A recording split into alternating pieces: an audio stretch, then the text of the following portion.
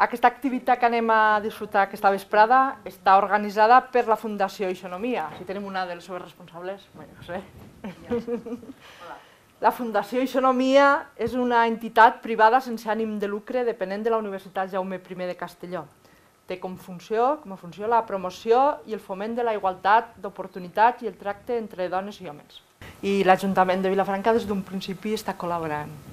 Avui contem amb la presència de Mari Carmen Redondo, ella, i Eugeni Alcañís.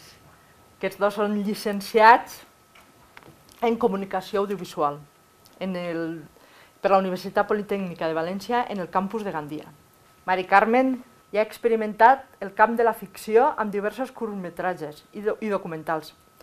El darrer ha estat el documental d'assaig Relacions 2.0. El documental està realitzat entre Bogotà, en Colòmbia, Gandia i Sueca, que és on vivim ell i jo, són els nostres pobles natals. I res, anem a posar-lo ja. Pues Mari Carmen, tinc que fer un documental per a una assignatura.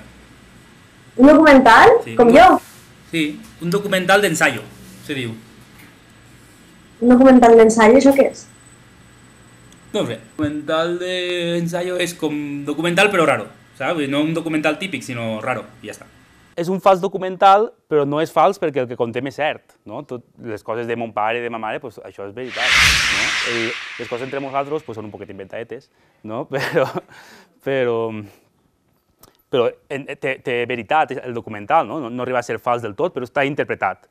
El documental va vindre la idea perquè jo estava allí en Colòmbia, en Bogotà, i tenia que fer un documental i em van dir, tens que fer un documental? I jo dic, no tinc càmera, jo en Sueca o en València aconseguisc una càmera d'on siga i tal, no tinc càmera, on faig un documental, tal. I clar, vaig pensar en la web, no? I em vaig recordar de les cartes de ma mare i de mon pare. Oye, pues podria fer la comparació, no? I és el que està ahí. Després va haver una època en la del telèfon, Sí.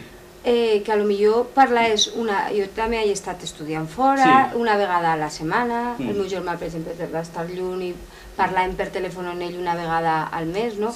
Que està clar que ara en l'Skype és a diari, però quan s'escrivien cartes també era a diari. Jo he viscut això d'escriure el nòvio que està fent la mili fora, cartes tots els dies, no? I després el que diuen al telèfon tenies que anar al barra... En la moneda, en el filet, no? I tenien tarifa plana, no? I anaven, tocaven...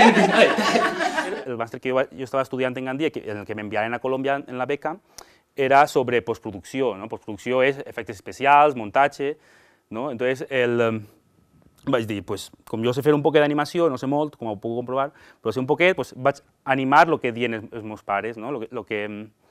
Pues, si mon pare comentava sobre un ordenador, pues, jo ficava un ordenador.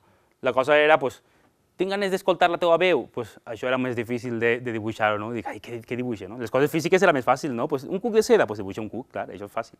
Però quan t'estime molt, te troba molt a faltar, això ja era més difícil, pues, ahí era més metafòric, no? Pues, buscar imatges que simularen aquestes coses.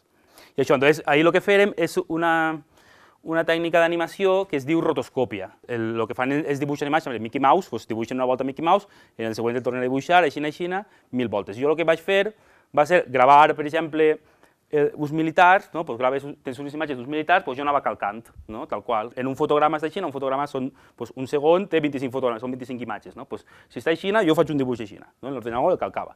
I després, entonces queda un dibuix abstracte, un poc estrany, no? Com de mamarratxos, no? Però a mi m'agradava l'estil. Entonces això era un poc el que volia mostrar en el documental, no? Que la gent, quan mire algo, sobretot en documental, no? Perquè en ficció tu saps que és ficció i és pel·lícula, és tan molt intangible, uno és mentira. Però en ficció, en la realitat, en els documentals, que estigues pensant, dient, i este que ho conta d'on té la font, no? Que estigues sempre pensant en la font o pensant en... Vale, sí, però per què, no? Saps, te'n recordes quan vaig trobar les cartes d'amor entre mon pare i ma mare?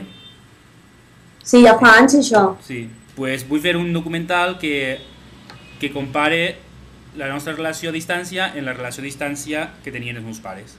Relació 2.0, si fico documental Eugeni i Mari, igual me fàcil reconèixer relacions 2.0. Bueno, moltes gràcies.